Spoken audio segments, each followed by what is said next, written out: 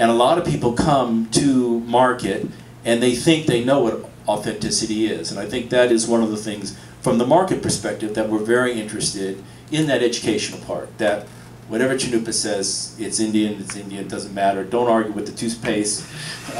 You know, and that is our perspective from Indian market these days. People bring it on, whatever it is, we'll make room for it. But that's not always been the case. And that resistance to whatever people are calling what they're making as their narrative comes from both sides of the booth. Let's be clear that that is not something that just comes from the authenticity police, but it also comes from inside the communities. And probably at this point, at times, stronger from inside the communities than from outside the communities. And there's reasons for that orthodoxy inside the communities, without a doubt. And there's a reason why communities have survived. That orthodoxy is one of the reasons for sustainability of Native communities at the same time.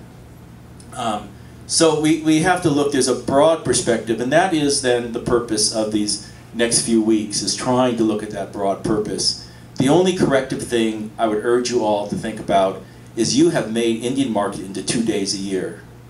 It is not 2 days a year. Art making is year-round, therefore Indian market's year-round. Indian market is not a steep climb and then a fall off, but Indian market is just this slight bump in the year. It's just a time when we get to see what people have done. It's really a year-round activity that goes on. We need to think about art making that way. So the essence of maybe not having the time to hear about all the narrative on that Saturday morning as people are 10 deep waiting to buy America's paintings, it means you have to call her on the phone. It means you have to take her to coffee or have lunch with her to find out more about her, just to get a little more insight into what she's thinking about and what she's doing. I think the issue of mass production is something, Jay and I have talked about this a lot, and this is a very particular issue about that. But people need to have choices. And all I have to tell you, when I was listening to the question and the responses, I was thinking about moccasin makers.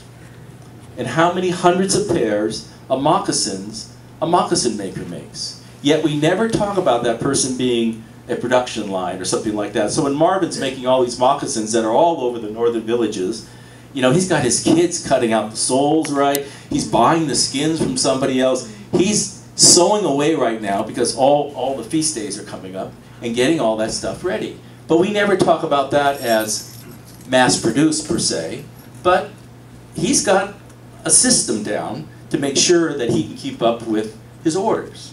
So again, I'm only advocating here that we listen more carefully, that we learn more in order to be better participants in this bigger world. I think that the thing about art generally, but particularly for Native people, indigenous people to the Americas, is after all the things that have happened to indigenous peoples here, that people are so honest and so open and so generous in telling us and teaching us about art. And that's, of course, what is the wonderful thing about Native arts, Indian market, feast days, whatever it is, having the privilege of sitting up here getting bashed for my stupid question, which I very much appreciate. But those types of things are important. So that's where we're going to continue next week, much more pointedly about pottery and jewelry. That'll be next week, 6 p.m. here. And then August 2nd, we'll be here again. And we're going to try and bring in the community-based discussion about all these other issues going on here in Santa Fe. We're really going to try and get the front page, quite literally. We do think the heat should be turned up on that, and there is a lot of resistance for that for many different reasons. So we're going to take that on August 2nd.